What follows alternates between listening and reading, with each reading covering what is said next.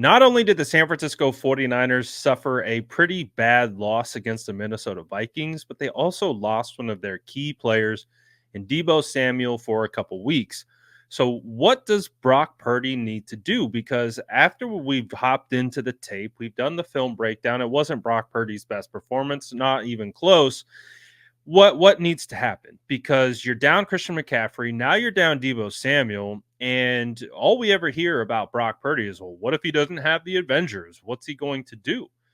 Well, Steve Young has an interesting take on that exact notion, and he actually thinks this might be able to help Brock Purdy and help the 49ers realize what life could be like with Brock Purdy once you pay him. It's an interesting take, but obviously Steve Young is someone that we've kind of tapped into in his opinion on the quarterback position, and I think his opinion is kind of evolving along with our evaluation of Brock. Take a listen to what he has to say right here. So if you were to finish the sentence with Deebo and McCaffrey out, the Niners offense will. Efficiency is their game. Now, if Brock wanted to, and Kyle wanted to lean into Brock being more dynamic, in other words, let's have Brock run the ball out of the huddle. Let's have him run the sweep. Let's have him run the quarterback draw. Let's figure out how to do the RPOs and really take advantage of it. That's not the game right now. And if we were going to do that, now's the time with injury to kind of start to think about Brock being the 11th rusher out of, the guy that can rush the football out of the huddle. But I think right now what you described, Susie, your question is, if they're going to stay with the same plan, then the demand for Brock is even greater. He has to be even more honed on his efficiency to find players that aren't necessarily the top of the top of the game like Deebo, the top of the game like CMC. And now I've got to figure out how to get the ball to them, have them get open. And I'm going to, inevitably, Susie, he's going to have to do more. He's going to have to move around more. He's going to have to put himself at risk more. And he's going to have to do things that aren't necessarily his strong suit.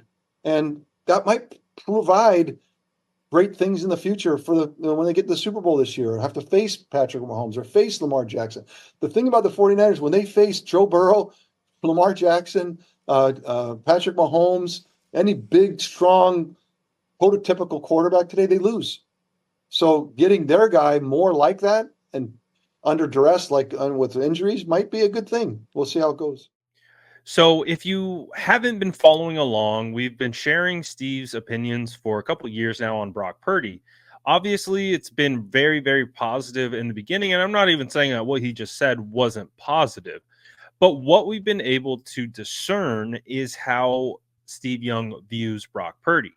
He believes, at least Steve Young, and this is what he said on multiple occasions, he's kind of echoed it here. He believes in order to have a really Super Bowl caliber winning team, you have to have an X factor at quarterback. And what he quantifies as X factor is Patrick Mahomes, Lamar Jackson, Josh Allen, those kinds of guys who can run it and they can sling it. They can do both. Obviously, Steve Young compares himself to those types of quarterbacks as well.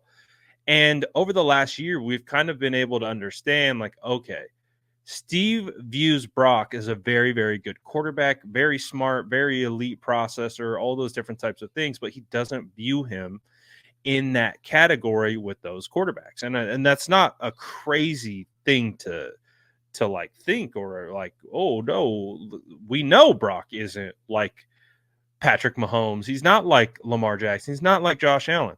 We know this. This is where our analogy of you can be super in multiple different ways. You have Superman, you have Batman. Supermans have all the powers. Those are like your X factor quarterbacks. And you have Batman. He doesn't have superpowers, but he's very super at what he does.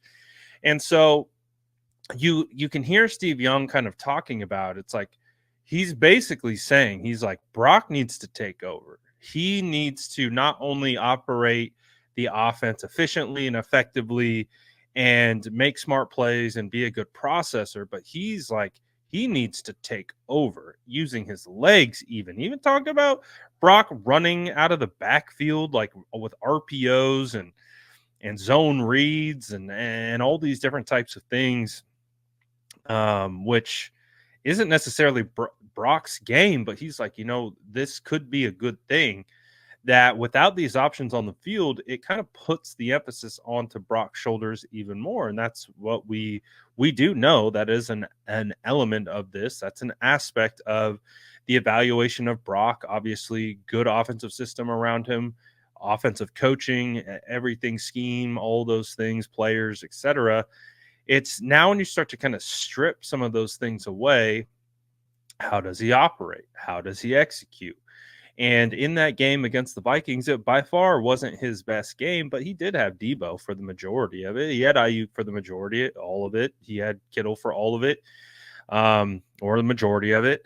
And he still struggled. Now those struggles are in the context of, I would say, how he typically plays. That's the way that I broke it down on my channel when we did the film breakdown. It was just like, these are throws and plays we've seen Brock make.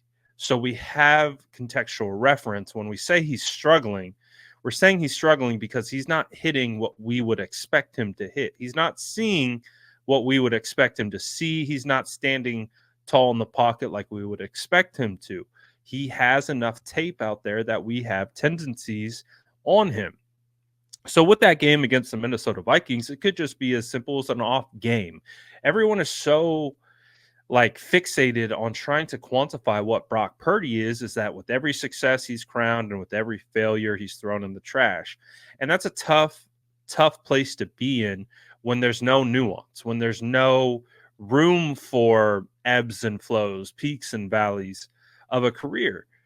And so far with Brock, he's been riding up the peak for the most part. He definitely has suffered some valleys for sure. You think of the 3-game skid. You think of the loss against the Ravens. You think about when he got hurt. He's had peaks, he's had valleys, and he's had to ride that wave. So in hearing Steve Young talk about it, it really does sound like Steve understands that he's been a little bit insulated in the offense and with the weapons, which isn't his fault. It's not a bad thing or anything. I love how it gets turned into a bad thing. But what Steve is basically saying, it's like, all right, it's time. It's time for Brock to take that next step. It's time for Brock to take that much more ownership over the position and really pull these guys along and not be pulled along by them, which in all honesty, I don't necessarily disagree with. I think that Brock is more than capable of being able to execute this scheme, this offense, regardless of who's out there. Obviously, you got to have enough protection. You have to be able to have a clear defined scheme and what you're trying to accomplish. So I'm not sitting here saying that he can't do that. I'm almost of the point of all right, I think this is a worthy test. I think that we all know how good Brock is with the weapons and with the scheme. He's phenomenal. He is he's really freaking good. No one is questioning that.